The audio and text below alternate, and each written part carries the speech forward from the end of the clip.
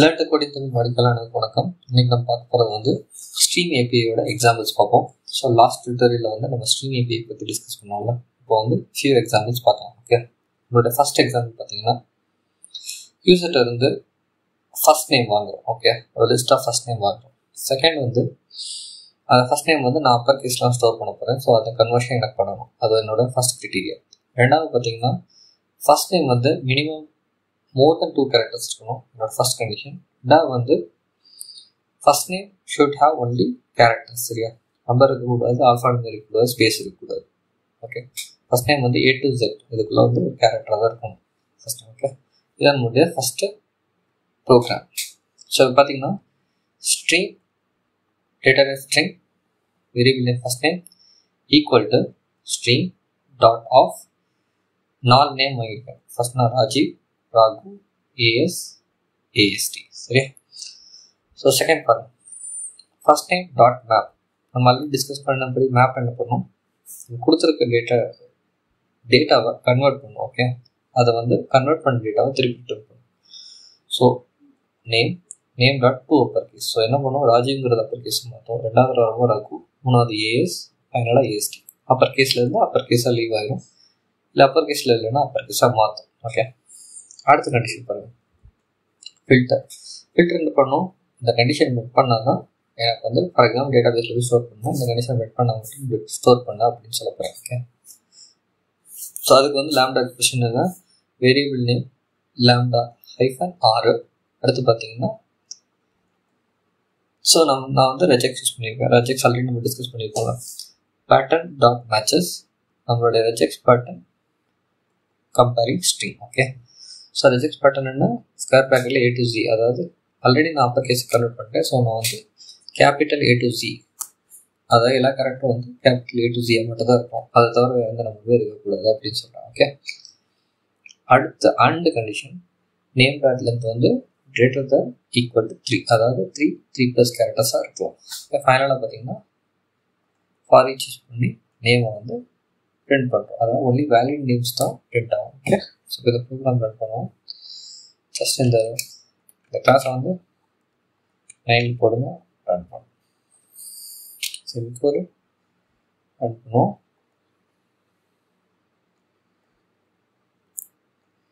So டோட்டலாக பார்த்தீங்கன்னா 4 names கொடுத்தா அதில் 3 தான் வந்து வேலிட் ஃபர்ஸ்ட் நேம். இந்த 2 கேரக்டருக்கு வந்து இக்னோர் பண்ணிடுச்சு. அவங்களுக்கு இன்னொரு எக்ஸாம்பிள் இதில் ஆட் பண்ணி பார்ப்போம்.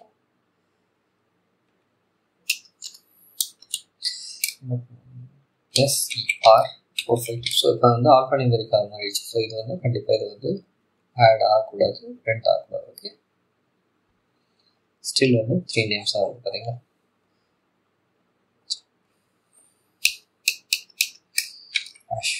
ஸோ இதுவுமே ஆட் ஆகக்கூடாது. ஓகே, ஸோ பார்த்தீங்கன்னா ஜஸ்ட் 3 லைன் ஆஃப் கோட்ஸ் என்னென்ன ஆப்ரேஷன் பண்ணியாச்சு, 3 ஆப்ரேஷன்ஸ் வந்து பண்ணியாச்சு. ஓகே, ஸோ ரெண்டாவது வந்து பார்த்தீங்கன்னா இது ஒரு இன்ட்ரெஸ்டிங் எக்ஸாம்பிள்.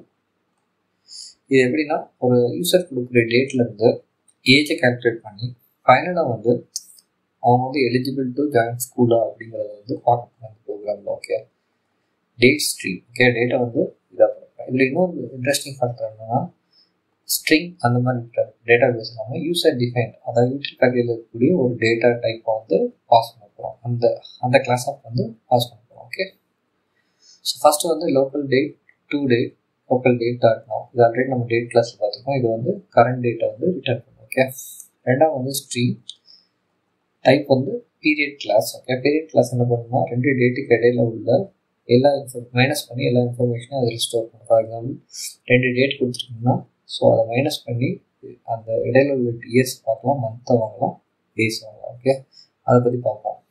ஆல்ரெடி நம்ம டேட் கிளாஸில் பார்த்துக்கோம், அதை இங்கே யூஸ் பண்ணுறோம் அவ்வளோதான். ஸோ பாண்ட் டேட் பார்த்துங்க, stream dot of, so period dot between. First நம்ம கொடுக்கக்கூடிய date local date dot parse. So 18/1/2020ங்கிறது என்னோட பர்த்டே. ஓகே, எக்ஸாம்பிள் அப்படி பண்ணி கமா 2 டேட் என்னது கரண்ட் டேட். ஓகே, ஸோ இந்த மாதிரி நம்ம வந்து 4 டேட்ஸ் வந்து ஆட் பண்ணியாச்சு. ஸோ நம்மளுடைய ஸ்ட்ரீமில் வந்து ஸோ 4 பீரியட்ஸ் வந்து ஸ்டோர் ஆகிருக்கும். ஓகே, அடுத்து பார்த்தீங்கன்னா ஃபார் லூப் பண்ணுறோம். Bond date dot for each first condition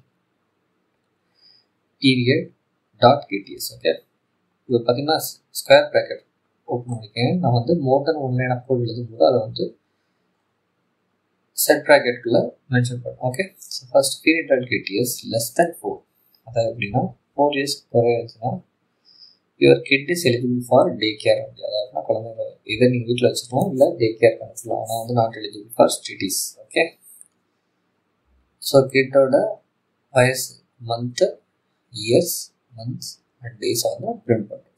health set ரெண்டாக கிடைக்கும். பார்த்தீங்கன்னா ஒரு கிட் வந்து 4 to 6 இருக்குன்னா அவங்க வந்து கிண்டர் கார்டனில் சேர்க்கலாம். நர்சரி அண்ட் கிண்டர் கார்டனுக்கு எலிஜிபிள். ஸோ வந்து எந்த கண்டிஷன் சாட்டிஸ்ஃபை பண்ணுச்சுன்னா நம்ம என்ன பண்ணுறோம், it is eligible for nursery and kindergartens போடுறோம். Okay, get years, get month and get days வந்து உங்களுடைய அந்த கிட்டோட ஏஜை வந்து ஷோ பண்ணும். ஃபைனலாக பார்த்தீங்கன்னா period dot get years greater than equal to 6, அதாவது 6 years மேலே இருந்துச்சுன்னா அவங்க வந்து ஸ்டூடெண்ட் வந்து ஃபஸ்ட் ஸ்டாண்டர்ட் ஆர் மோர் தென் ஃபஸ்ட் ஸ்டாண்டர்ட் வந்து நீங்கள் சேர்க்கலாம். ஸோ இவர் it is eligible for first standard போடுறோம், டேஸ் வந்து பிரிண்ட் பண்ணுறோம். ஓகே, ஸோ இந்த ப்ரோக்ராம் வந்து ரன் பண்ணுவோம்.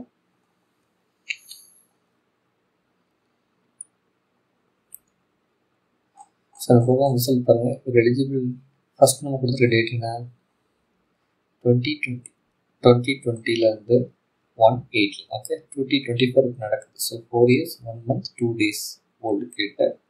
ஸோ 4 yearsனால் நம்மளுக்கு என்ன நர்சரி இல்லை கிண்டர் கார்டனில் சேர்க்கலாம். அடுத்து பார்த்தீங்கன்னா ரெண்டாவது டேட் பாருங்கள். ரெண்டாவது கிட்டோட ஏஜ் என்ன, 5 years 1 month eligible for nursery kinder garden. ஃபைனலாக பார்த்தீங்கன்னா 5 years 7 months எல்லாருமே கிண்டர் கார்டன் தான் இது பண்ணுறாங்க. அவங்க ஃபஸ்ட் ஸ்டாண்டர்ட் இருந்தாங்கன்னா 6 years மேலே இருக்கும். எக்ஸாம்பிள் இதை வந்து 2016 போடும். நம்ம ப்ரோக்ராம் இருக்கும்.